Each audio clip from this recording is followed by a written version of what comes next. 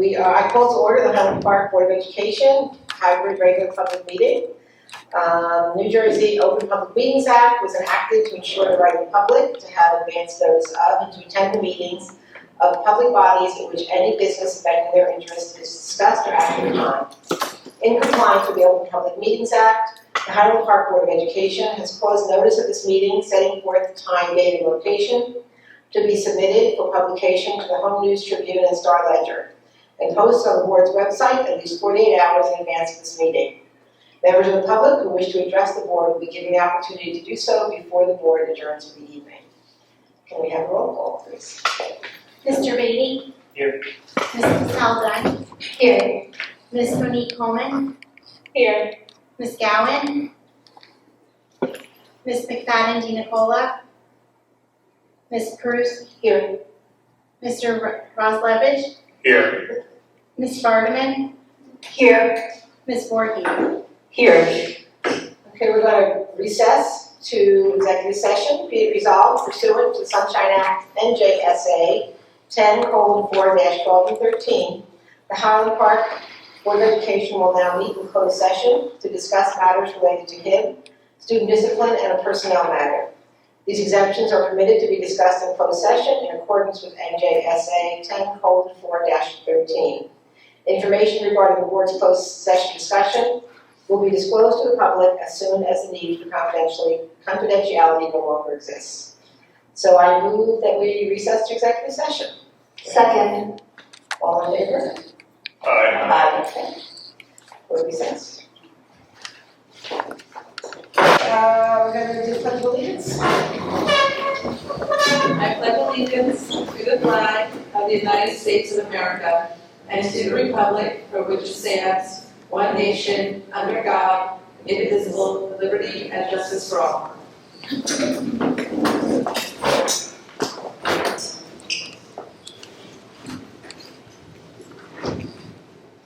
Okay, we have a number of communications this month. One crossing guard issue that went to Sergeant Romero to try to resolve. One about the Bartle open school night and communication related to time and date. Then a number of them were on Bartle start times, topics covered at board meetings, cereal at Irving, and more start times. So that's where we get. We are going to approve, we're going to vote on 2 sets of minutes tonight, the hybrid regular public meeting of September 11th and hybrid workshop public meeting of October 2nd. So actually I'll just do that, right? I move that we approve the minutes of September 11th and October 2nd. Do I have a second? Second. Now you don't need it. Okay, we'll get a roll call on that.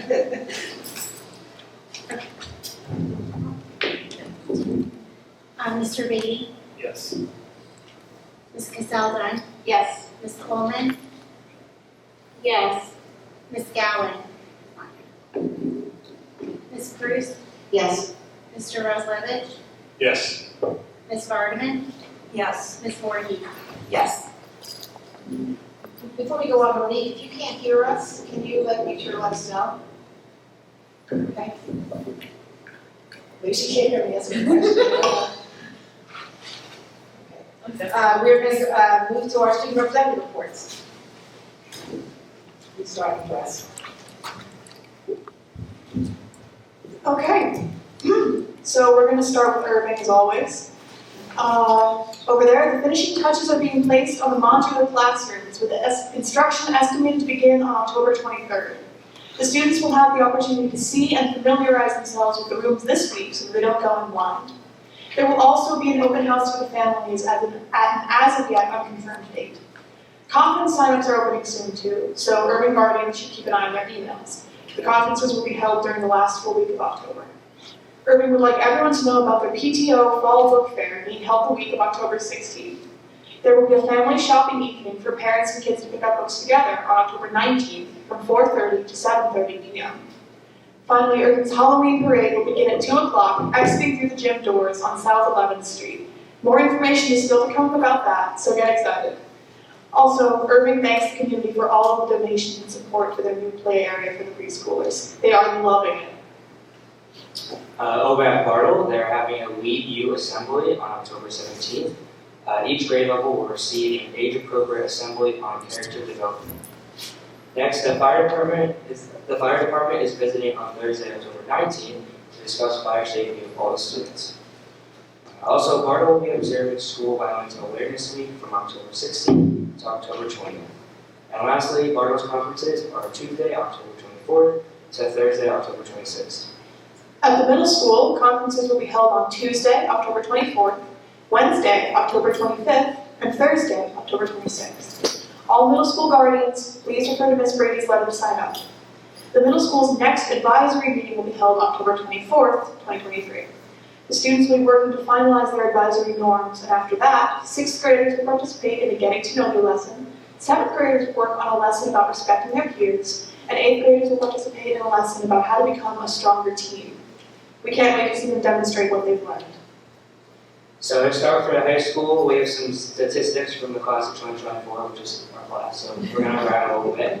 But we're excited to congratulate our AP teachers in our class of 2024 for achieving the AP honor roll at the silver level. The high school has not achieved this level since 2017, but this year, because of 57% of the class of 2024 has taken at least one AP course during their high school career, and 45% of the class has earned a 3 or higher on the AP exam. And 14% of the class of 2024 has taken 5 AP courses since their 9th or 10th grade years. Because of these statistics, we were able to accomplish this amazing. Can you talk more into what we're hearing about your review? Oh, sorry.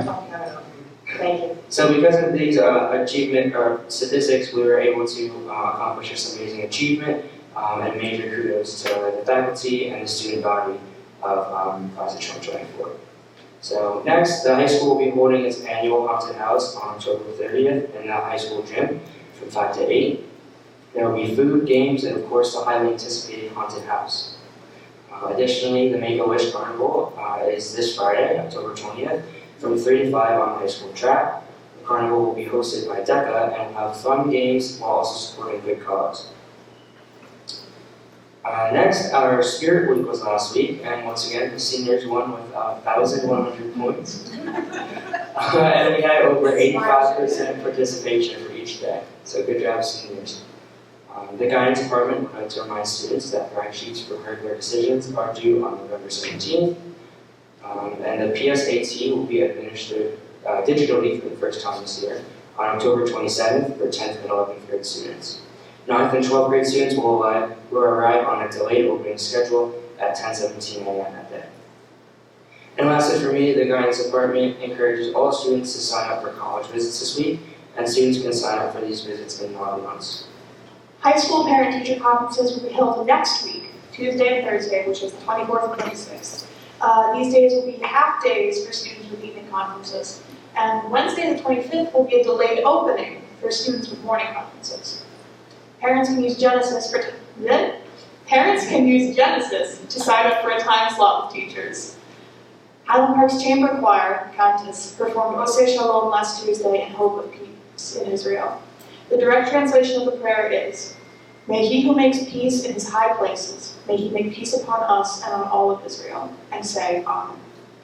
The video of the performance has been posted on the district website.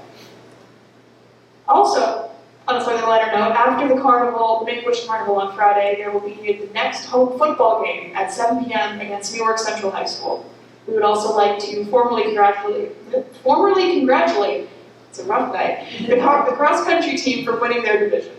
And that's that. Thank you. Thank you. It's Monday. You did great, thank you. I know how hard it is, trust me. Any questions for us? I have a haunted house question. Yeah. Welcome to life. In years past, they have the first hour sometimes is family friendly where younger kids can go. Do you know if they're doing that this year? Ooh, we've done that the past 2 years, but there's a meeting on Wednesday in high school, which all high schools are invited to attend, by the way. And I'm usually in charge of the scare levels in the haunted house, so You're talking to the right person. I'm gonna add that to the list right now, actually. Although the last 2 years we did the haunted house, we made the entire night family friendly. This is the first part of it. I don't Okay, know. inside the haunted house, maybe a little less family friendly, but the activities were all very, that's fun for the whole family. Thank you. We are going to move on to the superintendent's report. Dr. Posey. Okay, good evening, one, thank you. So I have two things on our report tonight. The first one, I invited Ms. McNally, Megan McNally, the principal at Irving, to come and give an update on preschool. So we're really excited. She's going to share a lot of great information, in particular about the work that teachers are doing for professional development, with some of the curriculum, and I think she has some pictures to show of the fun that is preschool. And then the second part will be a Q&A, nothing formal on my end for a presentation, but for the board to ask the architects from both the board representative architects and from the 1102 Raritan property, their architect is coming as well if there's some questions outstanding as we make a decision on building a preschool. But before I invite up Ms. McNally, I actually want to publicly, I know I've probably thanked her a million times, but Ms. McNally, our business administrator, Ms. Denise DeRosa,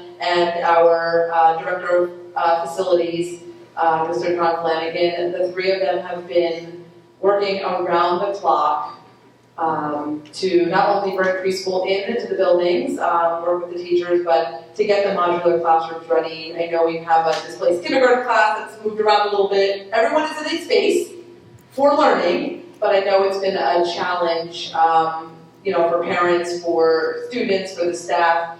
Unfortunately, there's a lot of things outside of our control when setting up the modular classrooms. Obviously, first was the delay in getting them, and then, setting them up, getting, the electric in, the plumbing, getting a CO. There's, so many things that go into the process, some unexpected expenses that we had to do and plan for. So I want to thank the three of them from the bottom of my heart for the countless time and effort they've been putting into getting the modulars up and running. That will be coming soon. There's a little delay again. This time we're hoping by mid-November. Unfortunately, it's out of our control. PSC&G right now is our hang-up here. Of course, even when they come in and they do what they need to do, there's then another 2-week window of the inspections can happen with any time within the next 2 weeks or so. So it's really hard to plan when people give you those windows. I can relate it to when they tell you they're coming to do something on your house and they give you the 6-hour wait time, and you're sitting there waiting, and then they come 5 minutes before the end of the time that they need to. That's kind of what it is. We're at the mercy of when they can, do everything for us. So I know it's been really, really stressful. But again, I want to thank the three of them for their tremendous effort. So without further ado, Ms. McNally, come on up. I think maybe you want to take my wireless mic, might be better for your presentation. Oh, you going there? Yeah. Oh, perfect. Oh, you're so good. No, see if it works. Oh, okay, so hold on. Is it loud enough? It is, but I have to share my, oh gosh, why is it up here? So for our folks at home, I am going to share my screen with Ms. McNally's presentation. I'm sorry for interrupting, but I have a question. When is it the portion where the public can raise their concerns? Oh, public will come after board committee reports. So do you have an estimate of time? I'm not really sure, I'm sorry. Thank you. Okay, all right, so, your presentation is up, so as you click through, I'm gonna try to follow along. All right, are we good? Yeah. Everybody can hear me at home? Okay. Otherwise, I'll turn out. Monique, you should right now. All right. Monique, can you hear? Ms. McNally? Yeah, so here, try my mic, that one might not be hooked up to the hoo-ha. That's you can do. I don't know the technical name. How about now? Are we good? This. Okay. Well, everybody, thanks for having me tonight. I'll try to make this as quick and painless as possible, but there really is a lot of information that we'd love to share with you. I see Mrs. Zara sitting here, so thanks for being here, our preschool extraordinaire. A lot has gone into our preschool program. We've always had a very high-level preschool. It was half-time. Now we can offer full-time. We have a new curriculum. We have new staff. and we're really giving our students exactly what they need. So it really is a super exciting time for us at Irving. Really quick, before I get started, for those of you at home, there are links in my presentation. I will put the presentation up on the Irving website, just so you can click through the links to provide yourself a little bit more information, because I don't want to take up an hour of your life tonight, so there is information that you can take a look at home. So the Tools of the Mind website, which I will explain to you in a little bit, that is the website for our curriculum, so you can take a look at that. Also behind me is the social media. We have a Twitter account specifically dedicated to preschool, so you'll be able to get the information there through the presentation. All right. Just a few housekeeping things. So tools of the mind. When we were looking to do the expansion, we really thought of it as, what can we do better for our students? What can we do better for our staff? And what is our data showing us where we can improve? And one of those big areas was taking a look at the curriculum. We had creative curriculum. Is there anything wrong with it? Absolutely not. We had a very old version of creative curriculum. And there were areas that the teachers were seeing that were lacking with our students. And yes, we only had it for 2.5 hours, but there were pieces of the curriculum where we just felt we needed to work on. One of those being self-regulation, and what our students are essentially leaving preschool, being able to do on their own. It was writing. We were finding that the writing skills going into kindergarten were very subpar where we needed the students to be. And it wasn't the students, it was what we were doing to prepare the students for kindergarten. Though we have a summer transition program, it doesn't work wonders, and our teachers had the kids for 2.5 hours, so it really was us looking at what we could do better as a school. And with that came tools of the mind. So the state allows us to choose from 4 different curriculums. We started looking probably last February or March, really at what we had.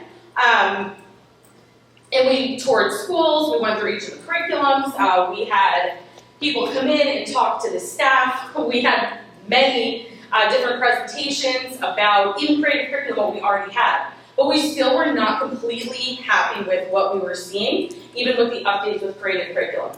So again, that kind of got us shopping, if you know what I mean.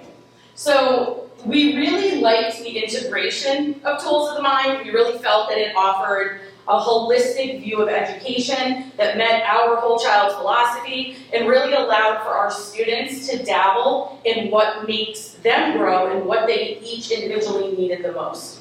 So Tools of the Mind really was what we felt was a model of our play-based curriculum, and really what our parents would love to see and what our teachers wanted to teach. I could see instantaneously where there was excitement live, and that was really with the Tools of the Mind. So again, the comprehensive curriculum for preschool is behind me on the screen. If you really care to look through the standards, there they are for you. But creative curriculum, again, is a state-approved curriculum. It meets all of the standards for the state of New Jersey. So when we think about Tools of the Mind, again, it's all about the Vygotsky approach to education, and it really has to do with the idea of child development, meeting children where they're at. How can we take them to the next level without them even knowing it? And that is through our instruction, it's through our opportunities. And we felt that Tools of the Mind really just mirrored what we're looking for as a school. Again, it's that self-regulation piece. What do I mean when I say that? We want our students to be able to have control over their bodies, control over making decisions, control over being able to get through the classroom in a safe and effective environment. So we really felt that this program allowed for them to, grow emotionally, but also as students and also as individual learners for the 21st century. Self-regulation categories, again, we have the physical piece, social, emotional, and cognitive. A couple of ways that we're able to do this with physical. In the classroom, I'll give you a for instance, this all has to do with self-regulation. We all know what the freeze dance is. It could be used with any music in the classroom, but the teacher will put it on, the kids are dancing away. When that music stops, that's a self-regulation skill. We don't realize it, but it's getting students to look and to listen and to engage in instruction. Social emotional, I'm gonna pick buddy reading for that. It's when kids are reading together. It's learning how to share a book. It's learning how to share ideas. And that is something that is done every single day. Cognitive, those are those skills that we want our students to have all of the time. And I'm going to pick, let's see, graphics practice for that, because that truly is what blew my mind with tools of mind.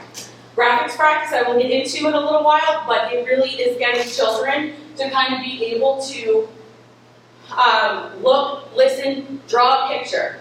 Pre-writing skills, and I'm going to show you how that moves along as the kids get older. Why are these skills necessary?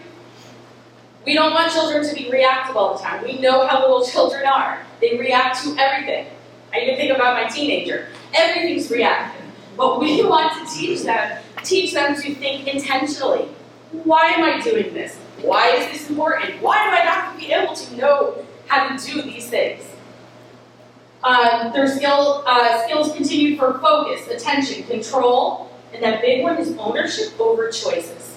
Again, I will get into that with play planning, and that also blew my mind when we went to a couple different site visits, and watching 3-year-olds be able to attend to instruction, I was mind blown. I don't know about you, Miss Sarah, but it was really just nice to see that when we work on these soft skills with kids, they get it.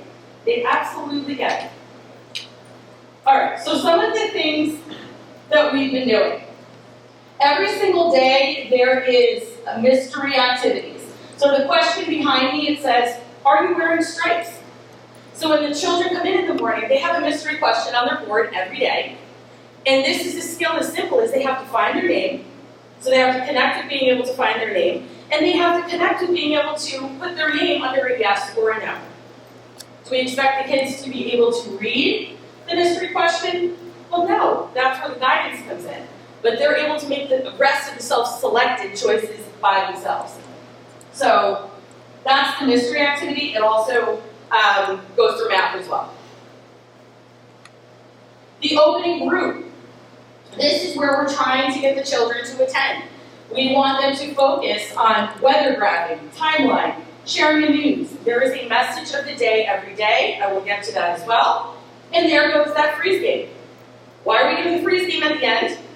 Because that symbolizes we're done with this portion of what we're doing. We need you to stop, we need you to look, we need you to listen.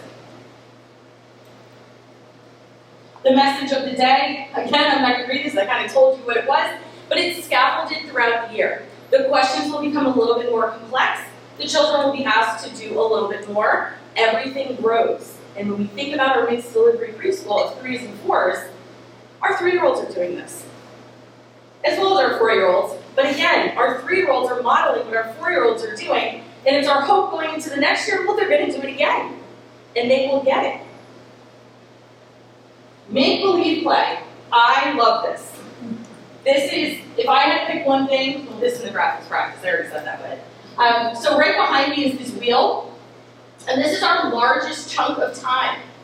We are a play-based program. The kids have 60 minutes of just doing choice play.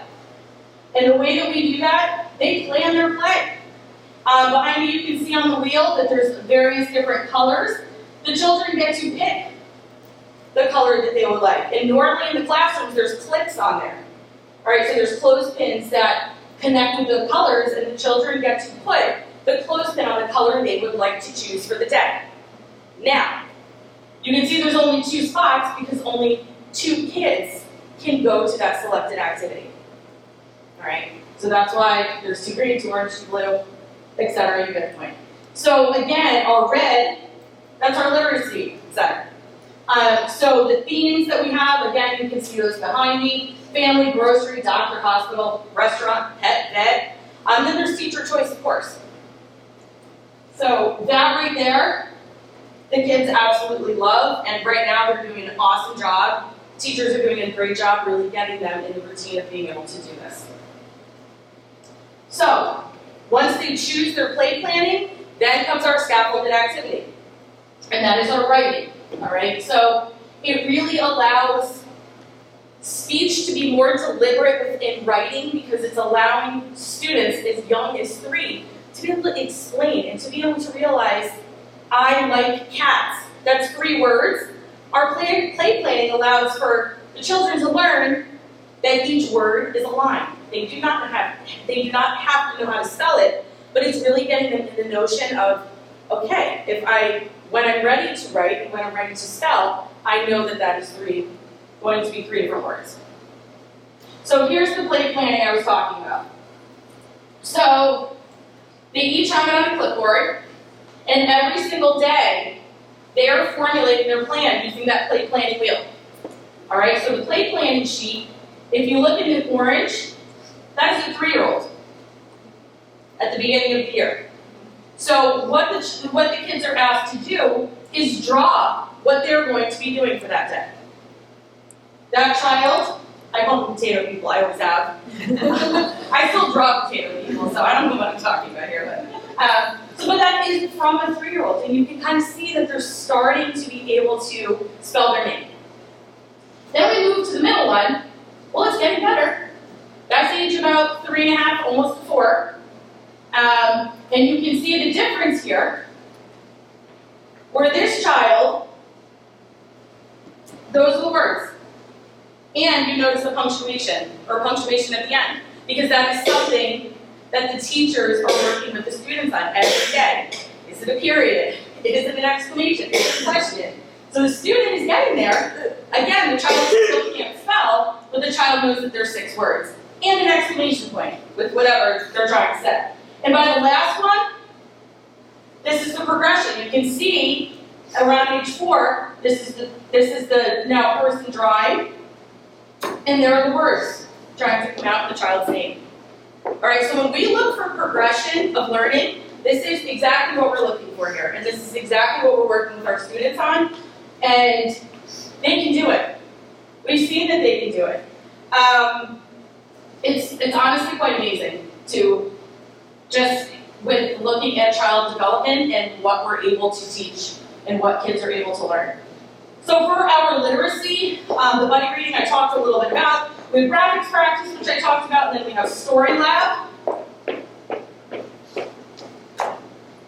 The math activities, again, these are some of the things that we do with the kids. Memory, hopscotch, numerals games, remember and replicate, collections, learning how to count things out, pick things up. Again, there's more examples and everything on the website, but for the sake of this, there's a lot of different activities that go into math. It's not just rote. So a little bit about what we've done at Irving. We had an open house for the back to school night for all of our students. Our preschool staff did an awesome open house. And it really allowed for our pick and our purrs, that is Miss Christine Gappa and Anna Vargas. They are basically in charge of what's going on in preschool. They're my left hand right now as we're trying to navigate this together. But all families were able to have a classroom visit, get to know our PTO. So it was a really nice evening of a lot of information. And it also allowed for our little ones to come to school, to get them ready to come to Irving. For our staff training, Tools of the Mind provided in person, which is a huge deal, 2-day training to all of the teachers, as well as the paraprofessionals, so we got super, super lucky with that. It was really nice having the trainer actually come in.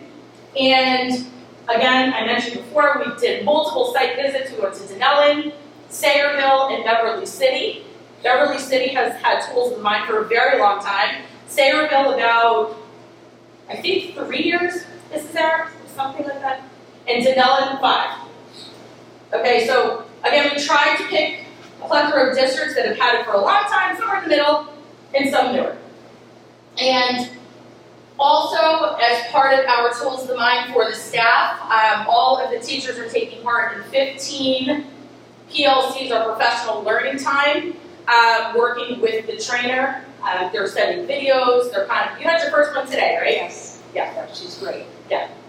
So it's really that time for the teaching staff to kind of hone in on what they're doing in the classrooms.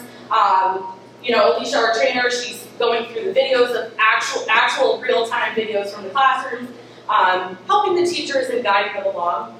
That's kind of where we're at. And preparing for the school year, Mrs. Sarah, there you are. This was day 2 of our training. And again, here's this plan paper again I was talking about. All right, so it's me. Next up, we have our new outdoor space. It's called the Sycamore Playground, as we call it. It's a big sycamore tree outside. But we're super, super thankful to the community for donating so much plastic, but good plastic. In terms of houses, when I walked in this morning, there was a kitchen out front, we had a car, we have all sorts of things. We find things over the fence. So thank you to the community because it's really super helpful to us. And I know trying to get rid of my kids' stuff sometimes, I was like, who wants this? It's in perfect condition. So thank you. They're getting a lot of use out of it and they love it. We also have chalk outside. We have balls and motor planning activities for the kids. And they go outside for at least 30 minutes a day, sometimes more. If it's warm out, they're outside. They're in the garden. We take a lot of pride in our outside areas.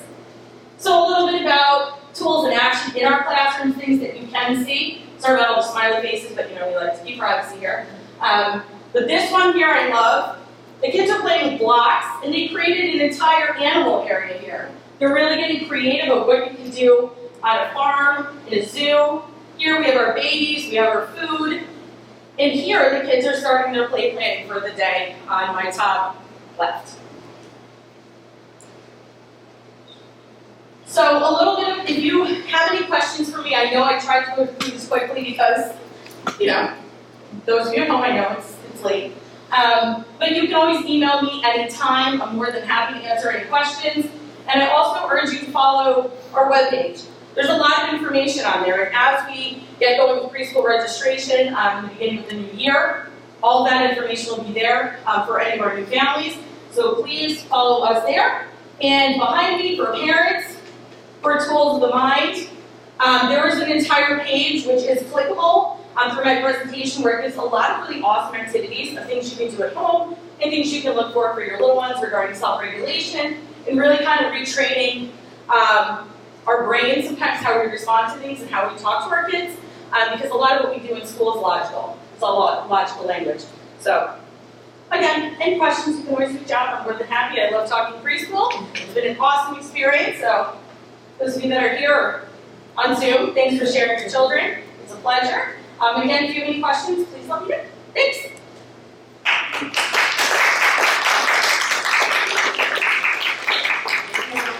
Any questions for Ms. McNally from the board? Yeah, small question. Yes. I'm thinking of something. Sorry. I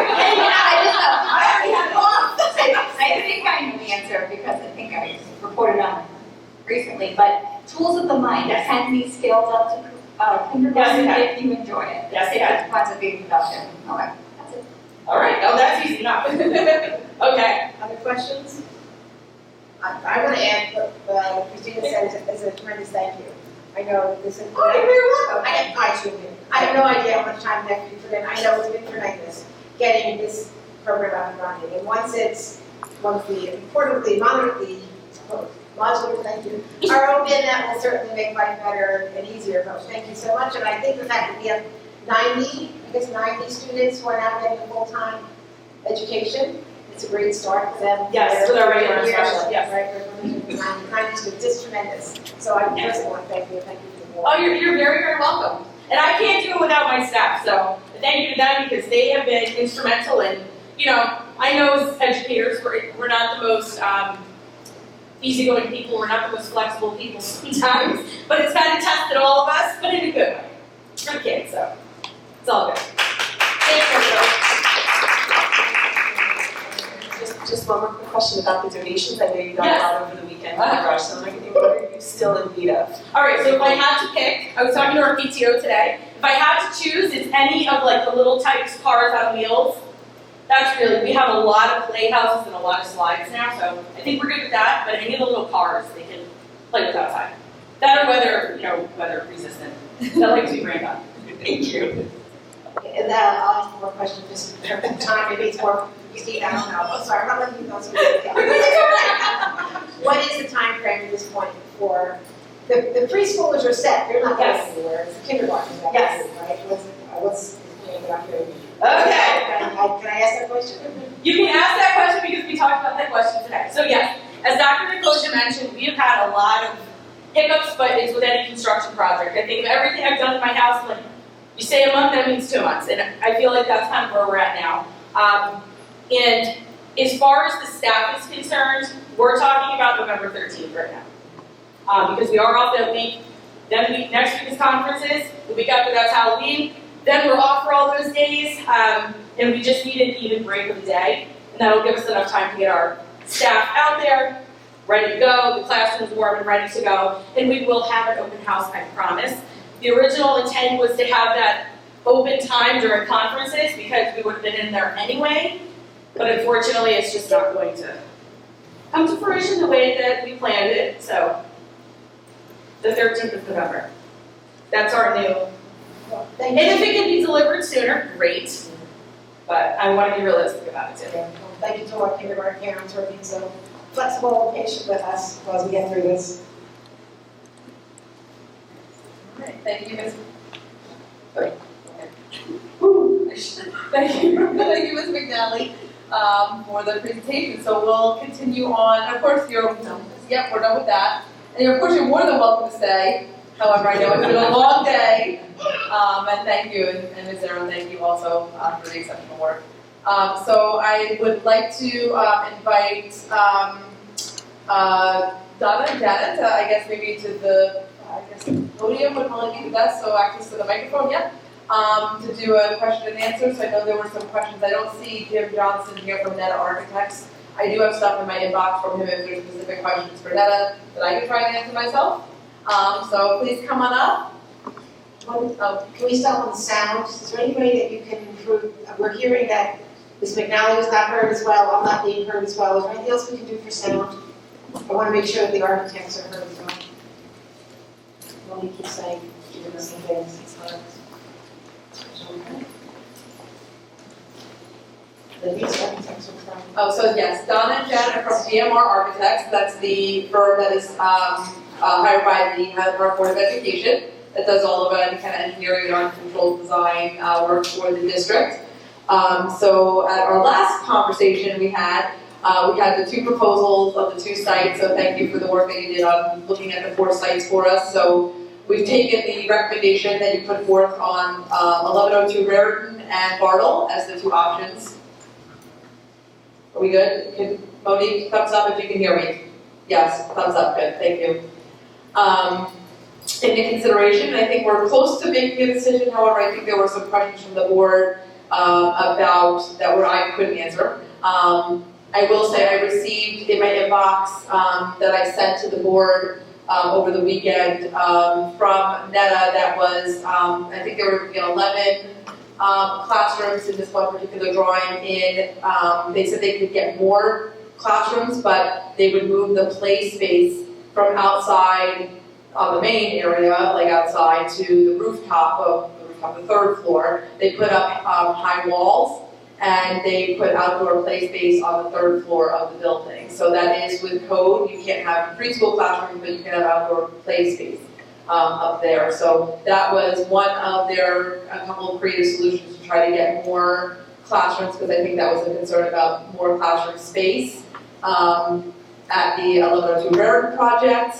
It is important to note, obviously, construction, as you can see, is a big issue. I'm not sure maybe if you could address the concerns that, I know Bartle shouldn't have any issues with construction while school is in progress, but, if there's anything you could talk about with that. And then, of course, for the board and the community to know that if Bartle is the selected choice, that we have to do a referendum to do that project, and if a referendum does not pass, then we do not get the building. Even if we have the money, which we wouldn't, to do a building, we wouldn't be able to get it. That's just how a referendum works. The 1102 Raritan, we would engage in the P3 redevelopment process. The area zone over there has already been approved by the borough as an area in need of redevelopment, and they have already passed an ordinance to do the redevelopment as per Jim Johnston, and they're just working on the third piece now, which would be a proposal that all the members of the group, the board, the district, and the borough would come together and look at what would constitute redevelopment of the project and come together on a plan.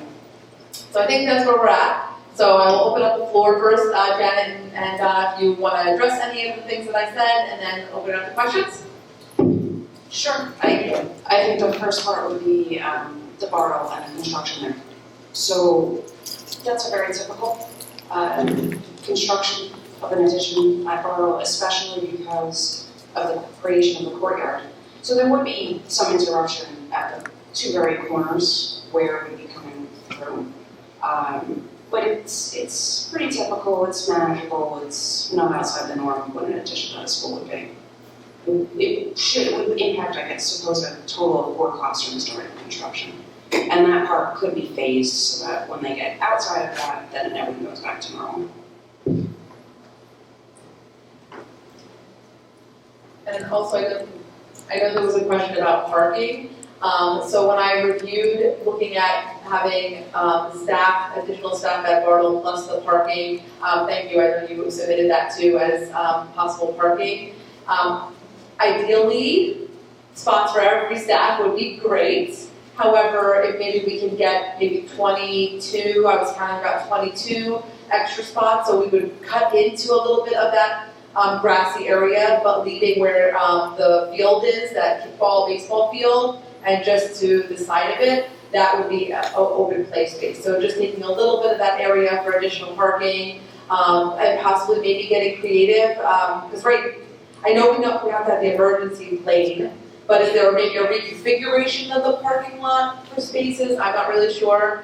Also, we did receive from the borough's vendor, it was a response that the finance and facilities will review for a bid to do a parking study. Sorry, it's Monday, it's been a long day. A parking study. I think it's about $9,000 to do a parking study around Bartle. But if you drive around Bartle during the day, I can probably tell you, you don't have to pay me any money to say there is no parking. But that's something the finance facilities might have to review if they want to spend the money to do a parking study. But can you speak at all to maybe some of the issues of parking at Bartle? Sure. The concept that we gave you was to maximize the most that could go there, and that can certainly be scaled back. The configuration of the parking there is strange with sort of public street coming into it, but knowing that you're looking for approximately 20 to 22, we could relook at that and how much space that would save you for the field area. Thank you. Are there any questions from the board members? Go ahead. Hi, Monique here. Just make sure you talk closely to the mic. Oh, Monique, go ahead. Oh no, she was muted. Oh, no. I was gonna wait. There was someone there in the room. No, go ahead. This is getting to the 1102 revised rendering. And I just want to clarify, or get clear in my mind, the number of rooms that we would like or need is 14. Is it would like or need? Is it 14, that number? Yeah, so we're, Like or need? yeah, so 13 to 14 would get us to 90% of our universe at 15 students per classroom. And to be clear, what we currently have here in terms of the revised rendering is giving us 12. Correct. It says 12 and then 2 small group rooms. Yes, that's not classrooms. Correct. It's something else, yeah. I know we've been back and forth about the audio, but we really can't hear Marilyn at all, so if there's something that can be. I'm not giving this one. I can barely hear Monique too, though. I'm sorry. All right, Jen, you want to start with your question first, and then we'll circle back to Yes, Monique? I just had a question about the new plans that you sent out that has the rooftop play space. Oh, that's not theirs, that's not their plan, that's the other one. Yeah. They're they were the original ones, yeah. Okay. Then a question about Bartle. One of the things that came up was the the courtyard maybe being too enclosed, and is there an option to possibly do kind of like an L-shaped extension instead of a fully enclosed addition? Is that possible? It is possible, yes. You wouldn't absolutely need the enclosure. I think the enclosure as far as giving you circulation within the school is worth looking at.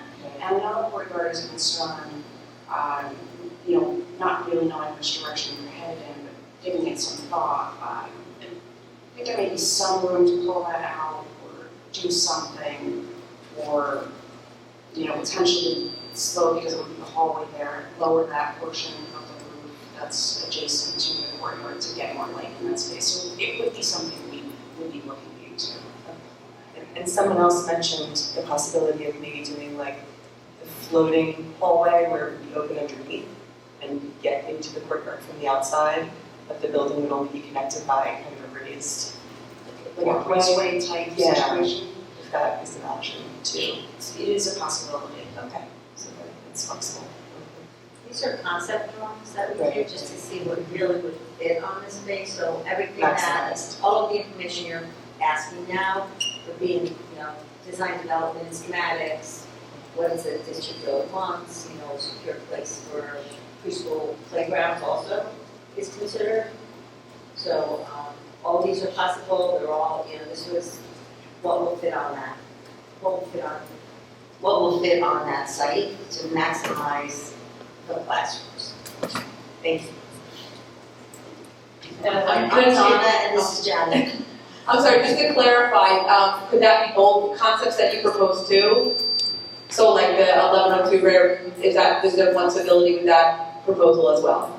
Yes, I know Netta also did a layout with the roof, rooftop unit. We maximized the space there, but it's flexible. Okay, good. I don't know if you can hear me, hope it's not my voice, hope it's my phone works. You've seen both drawings for, 102? No, we haven't. No, we haven't seen those yet. I know it's not that, but I just want to know what the difference is in terms of sizes. Then maybe, Christine, if you know the difference, how did they end up with 12 instead of 10 classrooms? Like what changed in them?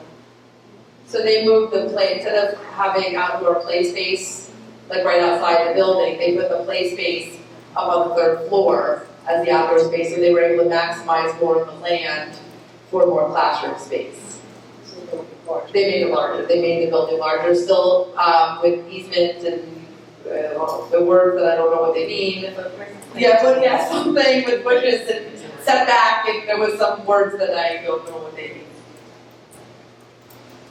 Architectural design words that, and all the classrooms and all the proposals meet preschool code. Next question, I don't think this is for you, I think it's probably more for Christina, but I'm thinking, first of all, I don't know about the trade-off to move the grassy space for 2 classrooms to move play space right on the 3rd floor. I don't know if that's a great trade-off to me, but I was also thinking, we actually have some preschool classrooms in urban that are actually preschool ready because they've been preschools for a long time. Is it possible to actually think about the preschool as somewhat shared between Irving and this building?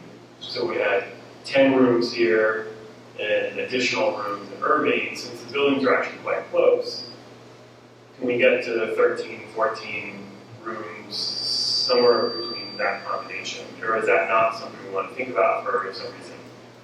We definitely could do it. I would just make sure we caution the figuring out that. So what I would want to happen is that like our special ed or self-contained students or something like that are in one building and not the other. We want to make sure that there's like a diverse group of learners in both sets. So that could definitely be something that we could definitely manage. We can. Yeah. And it would be really close to the preschools. And then you could have grassy area. And then they could have grassy area. And there'd be lots of grassy areas with the new play space for the preschool and the play space down on 1102, absolutely. And just to reiterate again, both concepts are fluid. So they were just, I know you want to see something and be like, that's what I want, but ultimately it's at the end of the day, the decision has to be, do we want to add an area to an existing building, or for the opportunity to acquire land and a new building as part of district property? From there, anything can be sort of looked at and moved around and shuffled, and, you know, we have some flexibility. So I know it's hard because you want to see a concept and you want to be like, that's what I want. But really, we're just trying to decide, like, we had the study done so we could see what was an option. Irving wasn't going to work. The other piece of land that was available wasn't going to work, and here are the two that, of the 4 spots, 2 of them can work. So the idea is, which one do you want to, pursue? And pros and cons to both, I suppose, or strengths and weaknesses if you want to go down that route. In terms of being able to acquire. You want to own land, another piece of property in a building, or do you want to try a referendum and build on a building? Yeah, I think I was the one who asked, can we get more classrooms in there? And we can, Yes. but there's a cost for it. Correct. And so I just want to raise, is that a cost we really want to make, or is there some other one even with this option? So I think that's just something we need to think about. Monique said she couldn't hear Dan at all. Well, she probably can't hear me. All right, we're trying, guys. Just make this going right as close to the mic you can get. If you think you're spitting on it, you're doing a good job. Yeah, you gotta like stay really close to the mic. Yeah, really close to the mic in order for people at home to hear you. And I apologize to the people at home. We try our best here. Monique, what were you going to say? Can you hear me at all? Only a little bit. Oh, okay, yes. So it seems like it's not just your closeness to the mic, but we'll try again. It seems like a few of the mics transition isn't that well. Yeah, see like somebody's not working. Okay. What other questions do we have for Janet and Donna? Okay, well, thank you very much for coming. I appreciate it. I'll follow back up tomorrow. Thank you. Thank you. Thank you. Thank you. Okay. What do you want from me? Before we move on, I wanted to clarify, it wasn't for the architect, so the cost factor. So my question is, if we go with the 1102 Raritan, I have a number of, that you had said would be like $1 million a year from our operating budget. Am I right about that? So my question is, where is that coming from? I guess knowing what I can know about finance, what I need to know, I'm concerned that we spend $1 million on building and still have enough for those, whatever, unexpected, unforeseen things that happen in the next 30 years. It's a 30-year commitment. Do you want to talk a little bit about that, or do you want me to do my best at an explanation? Okay, so I will say that we do have the ability, we've had some increase in state aid over the years, we're really close to the S2 funding formula. So in terms of operating budget, we could sustain having that in the operating budget, but the cost that it would come at is potentially larger scale projects.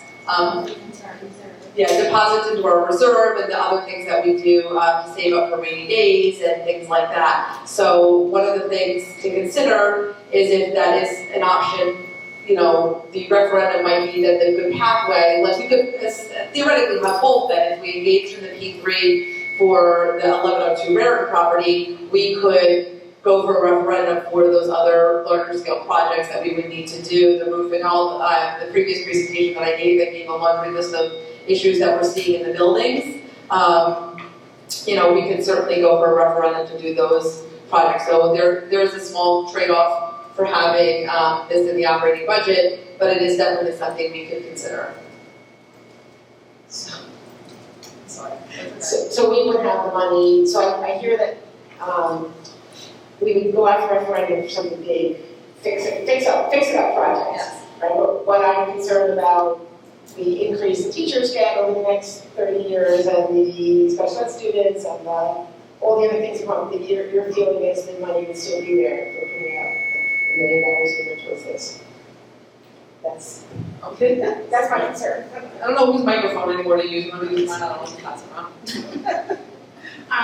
So that's a crystal ball, right? So that this $1 million payment would come off the top. So before, like salaries, like health benefits would before anything else could be budgeted, this $1 million payment would have to be budgeted first, and that would be a recurring cost for 30 years. So, all those extra things, we do get funding by extraordinary aid for special ed out-of-district costs, that can be made up, but I don't have a crystal ball, so I can't really speak to that, but generally you do put away in reserves $1 million, a little over $1 million to capital maintenance and emergency reserves, so that funding would just be reallocated for this payment, is my idea. Thank you. Okay, well, that concludes my report, thank you. Thank you. Thank you. Thank you. Bye. Oh,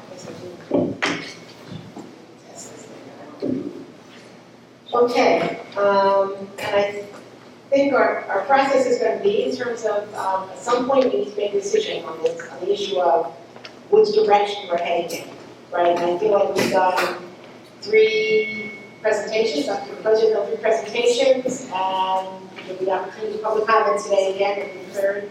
At some point we have to actually come to a decision so that we can move forward in one direction or the other. And that's going to happen in November. We haven't quite figured out how we're going to do that, how we reach consensus and move on, but that's something we need to figure out in the next couple of weeks so that before our November meeting we can plan for how we're reaching consensus and moving forward. So that's where we are with that.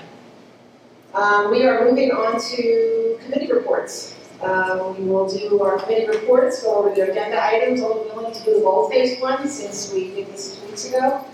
Then we'll move to public comment, and then we'll do voting, as we usually do. So curriculum and instruction. Okay, Monique, are you able to hear me clearly?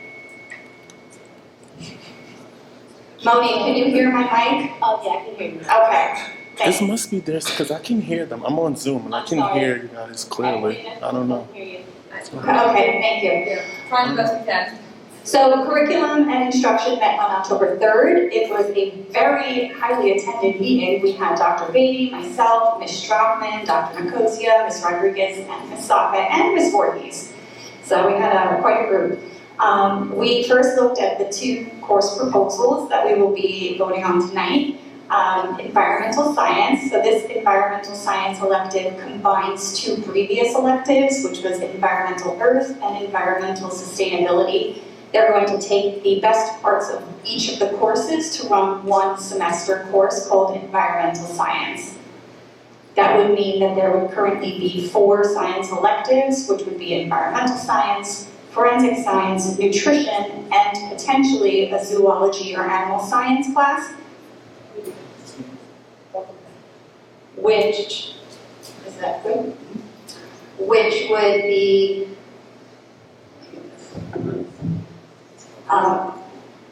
looked at a future meeting. Ms. Voorhees also suggested that students may have an interest in anatomy and physiology as well. And if that winds up being the case, then, the whole process of course approval would happen again. The second course we revisited was Skills for Success. We reviewed the changes to the course description, the topics, and the skills of focus that were made based on feedback from the Equity and Excellence Committee. The course proposal now focuses on empowering students based on their strengths. The committee also clarified the origins of the proposed course. So this course originated in our behavior program, and 2 of our students moved up to the high school, so we need a course there that focuses on these skills. But the idea behind it was, well, why can't we make this course beneficial to all students? So any student from grade 9 to 12 would be able to register for this course if it is approved. We had a very extensive discussion regarding the Math 7 benchmark data and curriculum. Ms. Saka joined the meeting and presented the 7th grade data, which revealed that patterns in poor performance for Math 6 correlated with poor performance in Math 7. The committee asked what interventions were being implemented to address these gaps. The interventions discussed included lunch help, error analyses and revisions, and redos of assignment. There is 1 math interventionist at the middle school, but the interventionist currently can only pull students from world language, and that impacts student interest and attending these intervention periods. Parents are also more reluctant to sign their children up for these intervention periods because they would miss world language. Administration is exploring ways of alleviating that programming issue. Dr. Beatty suggested working on vertical alignment of standards from grades 4 through 7 and exploring how more successful methods of instruction used in Math 6 could be pushed into Math 7. For example, more complex tasks. Additionally, the Math 7 teacher will be receiving support from Jana Lee, the instructional coach who's working with middle school and high school teachers, and Misako will be looking into more targeted assessments, such as from places like Edulastic or IXL, that the district could purchase that would better diagnose the specific content that was challenging the students in math. We looked at an update on the middle school and high school teacher coaching cycles. There were 14 teacher volunteers for the coaching cycles, and it was a mix of both new and veteran teachers. And there were going to be 2 cohorts, one for the winter and one for the spring. And again, the focus is on data and planning for instruction and differentiation. We also discussed high-impact tutoring at Bartle. In lieu of applying for the state grant for high-impact tutoring, the district will be using existing grant funds to support 2 tutoring initiatives, Dolphin Tutoring, which is an existing tutoring program, and then high-impact tutoring, which would be new. Dolphin Tutoring will comprise small groups of students who are performing 1 to 1.5 years below grade level in play and or math in grades 2 through 5. High-impact tutoring will consist of students performing greater than 1.5 years below grade level in ELA and or math for students in grades 3 to 4 only. And this is modeled after the state grants program. The high-impact tutoring will have a 1-to-1 or 2-to-1 student-teacher ratio. There will be entry and exit criteria for both programs, so students may move from one program to the other as they progress. One idea the district is considering is offering these programs as cohorts, so like a winter or spring cohort, to encourage attendance, as some parents may be less likely to commit to these programs because of other activities their children's engage in after school. So these programs will be extensive, like 2 to 3, possibly even 4 days a week. So, sometimes students have soccer or baseball or dance or band, so offering more of a cohort-style program might encourage more attendance. Both programs will utilize multisensory approaches to reading and employ our district staff so that instructional practices and strategies are kept consistent with what they're learning during the day. Sometimes if you bring in staff from other vendors outside, it confuses the children because they're teaching things differently. So the staff will just build on what they've already been doing in class. And that concludes my report. For our agenda items that are new for this, we have a HIP report, incident report NS 232401. We have the approval of the 2023-2024 mentoring plan. We have approval of a job description, 7C, JD 2760, Director of Before and After School Programs. That again is another one of the positions that was revised. The original one is it's about 20 years old. So that description is revised to more closely reflect the position currently. We have approval for university graduates, students for teaching internships, and junior practicum and observations. And that's it. Any questions?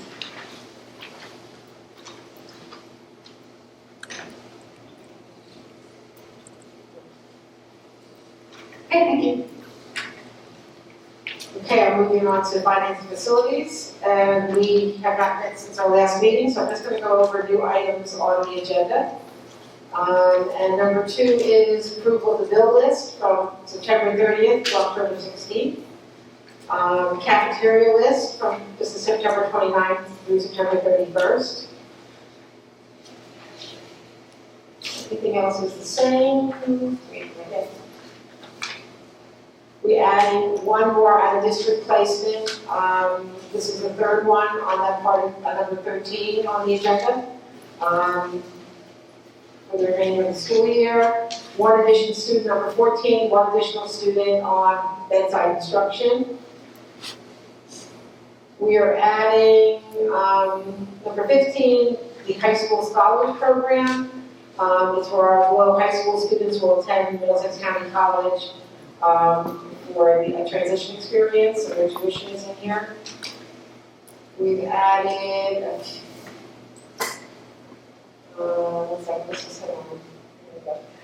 additional contractors for professional services, and that is, we're adding someone for a parent engagement group.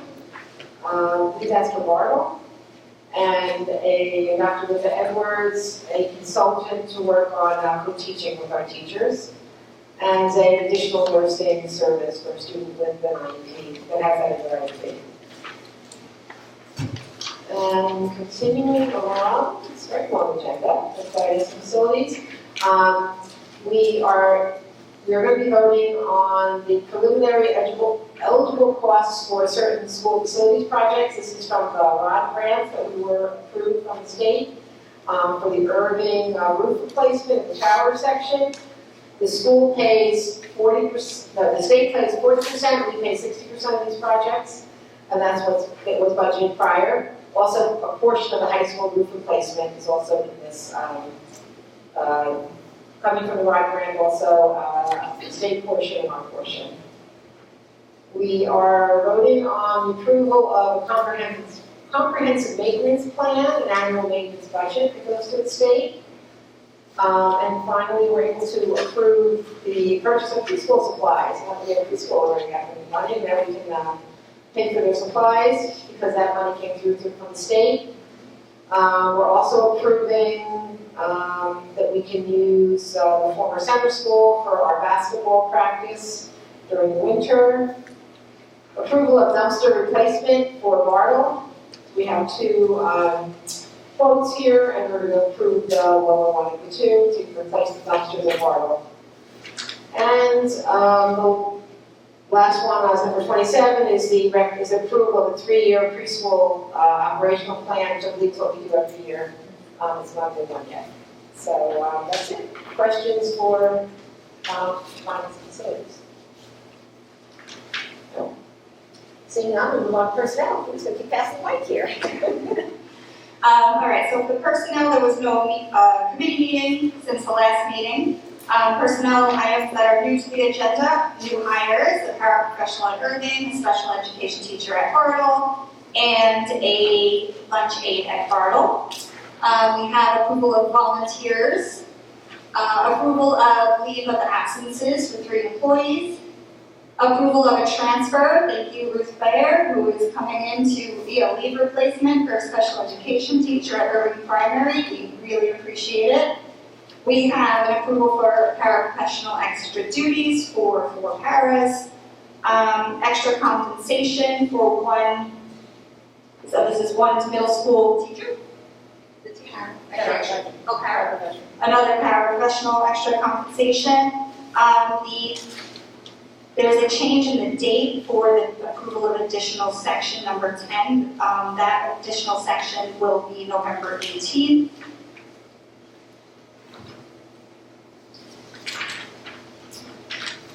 There are some additions for the approval of professional development. We have Ms. Claremont, who will be doing number talks, Ms. Bender into intro to calendar math, and Ms. Firmstadt also intro to calendar math.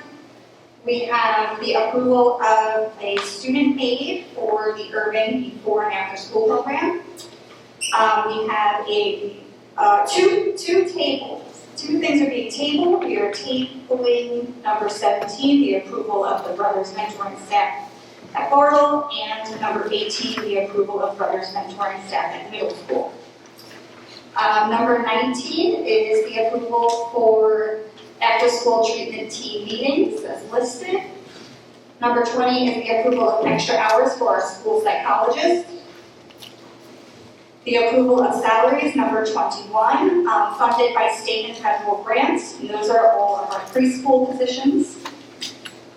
We have 22, approval of staff for the bilingual parent advisory committee family nights, and there are 5 staff members there. Approval of staff for the Title I College Readiness After School program, and 2 staff members there, and that is it for personnel. Questions for personnel? No. Okay, comes back to me, for policies. We do have so up for first read are the regulations for the sick leave policy. It's not a policy, it's the regulations that we're putting forth for the first read. And then we will get into policy on sick leave. The regulations are what are coming from the state. And 3 policies for abolishment. The Bridge Year Pilot Program, that was the one that was COVID related, where our students could go past age of 21 for 3 years. Thank goodness we're past the need for that. And then 2 policies related to school nutrition and food services. We're being abolished because our policies would be taken their place. Or they've already taken their place. Okay. Then we go back to public comment, right? Okay, now we finally are at public comment. The Highland Park Board of Education welcomes public participation and has reserved its time for your comments. Board policies 0164 and 0167 establish and regulate the right of public to participate in public meetings. So this first public comment session is 3 minutes per speaker. If you want to speak, be someone in the room that will go first, and then if you're online and like to speak, you will raise your virtual hand and turn on the cameras, and you can give us your name and address.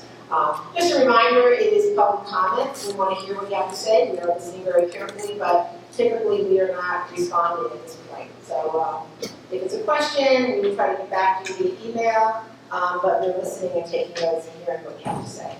So, Hi, Abby Stern-Cardinal. I am on Harper Street. I know you guys don't answer questions. I did know that. This is a question, so you might not even have the answer. But just in terms of the modulars and the vote that you'll take, in terms of where to go forward, it seems like the modulars are not the long-term plan. But at the same time, I can't see how either of the options will be done before the 2-year lease is up. So I'm just wondering what the plan is. Is it to renew it? Is that an option to renew those, or is there something else in the interim? I know that your intent is not to stop the program, but I think I've heard some questions from the community about how that would work for our kids currently in the program, or just to keep that baseline, and if those are renewable. So thank you.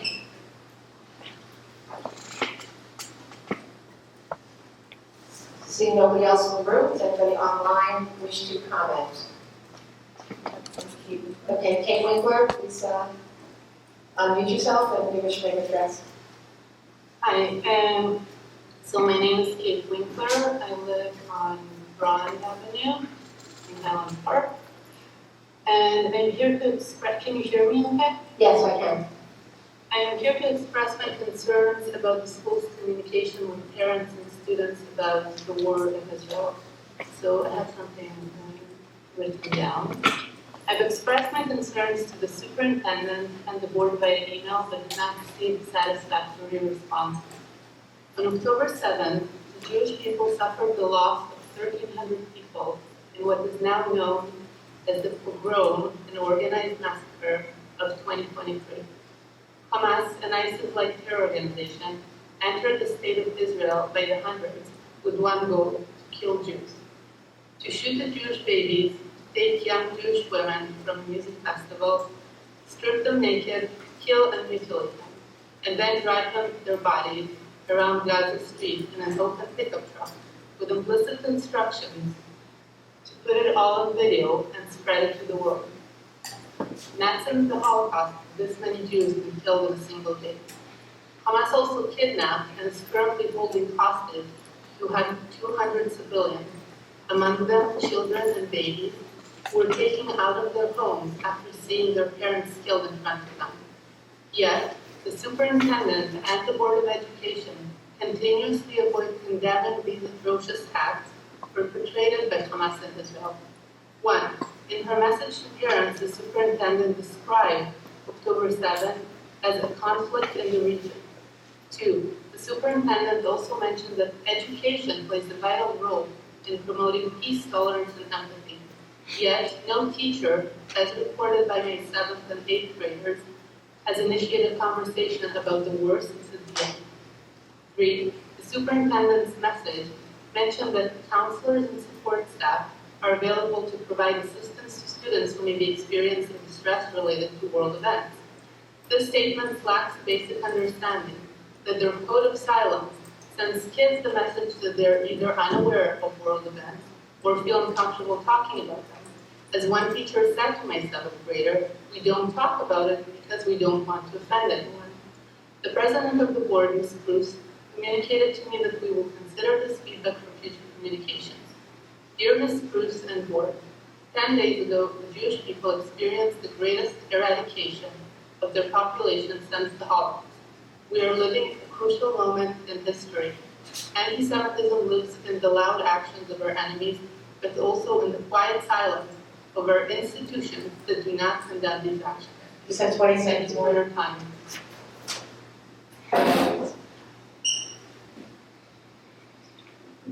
Claire, please finish. I'm done. Please. Oh, you are? Okay, Okay, sorry. Thank you for your comments.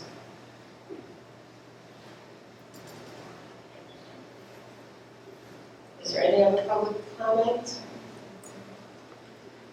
Seeing none, we move on to board action items.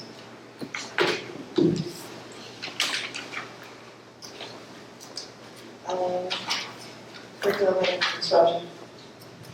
For curriculum and instruction, I would like to move items 1, 2, 3, 4, 5, 6, tabling the zoology course, 7 through, and 7 and 8. Awesome. Second?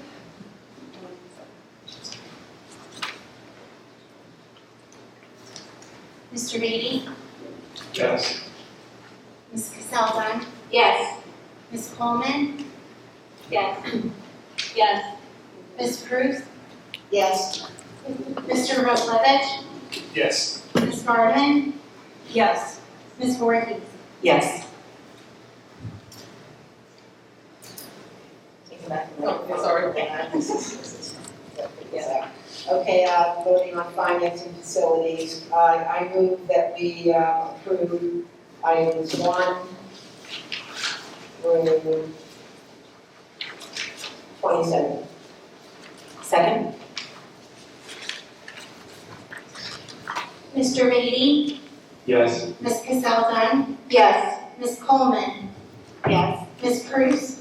Yes. Mr. Roslevich? Yes. Ms. Garden? Yes. Ms. Voorhees? Yes. For personnel, I'd like to move items 1 through 16, table 17 and 18, and move numbers 19 through 23. Seconded.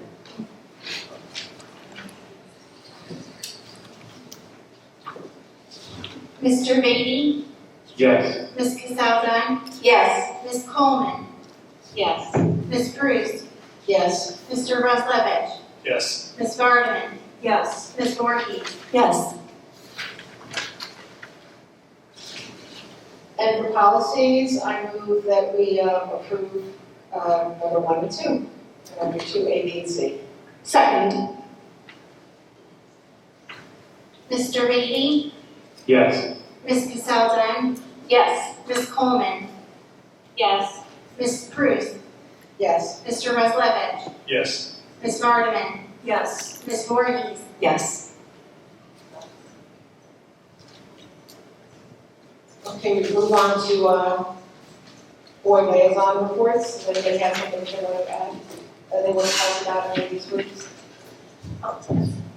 CPAC had their fundraiser last week on Thursday. It was great. great, really well attended. They had a video game night, so they had someone host, I think it was Super Smash Brothers. And I think their meetings are going to be the first Thursday of the month. There are flyers in each of the school lobbies. I am blanking on the time right now, but we can definitely try to have that ready for next time.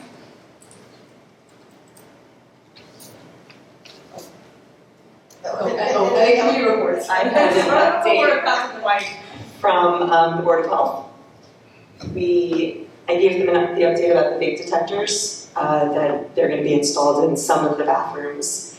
And the student liaisons actually asked a question about would it be possible in the bathrooms they're not being installed in to have hall monitors available, which is a question that they brought up. I guess with all the bathrooms we weren't able to do it, but thinking now that there's a reduced number of bathrooms that don't have the detectors, that it might be possible to do something like that.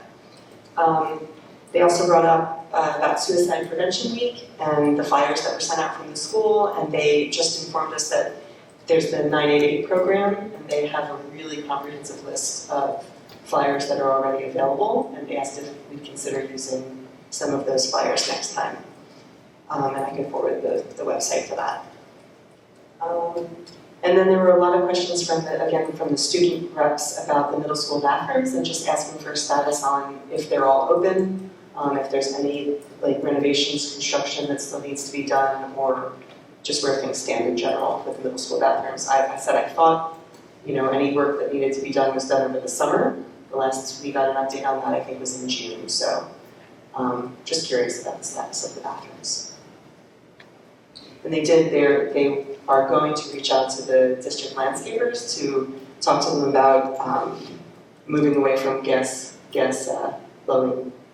leaf blowers to work with the town and maybe come up with something better, electric. I think that's it. Thank you. Any other reports? Okay, then I'll move on to the president's report, and I would like to finally go ahead and approve our board goals vote on our board goals for the 23-24 school year. I sent them to everybody. They are also attached to the agenda. The two areas of the goals are communications and community relations and planning. Those are areas that communications and community relations, it is certainly an area that we continue to work on. And I feel like we've done some growth in terms of our website and our app, but clearly there's always a long way to go in the area of communications. We also recently talked about adding it to personnel. Personnel is always personnel and communications, but really just personnel. So we're going to try to make an effort to include it on that agenda to try to keep our focus on that. And planning, clearly we have a lot of planning to do. Our strategic plan that is what Dr. Nicosia designed for the whole district with her leadership team that we support. Through the work that we do, our strategic planning that starts on Wednesday. Please everybody come, Wednesday 7 o'clock, at school cafeteria. We had over 50 people registered the other day, so I think we're going to have a really good turnout. And working on our 5-year plan for full-day preschool for 3 and 4-year-olds. So I guess I move that we approve these board goals for the 23-24 school year. I want to get to them. Second. Do we do a roll call vote on that? Can we do that? Sure, okay. Mr. Beatty, Yes. Ms. Casteldine, Yes. Ms. Coleman, Yes. Ms. Bruce, Yes. Mr. Reslevich, Yes. Ms. Barman, Yes. Ms. Voorhees. Yes. Okay, that's all I have under the president's report. Is there anything on old business?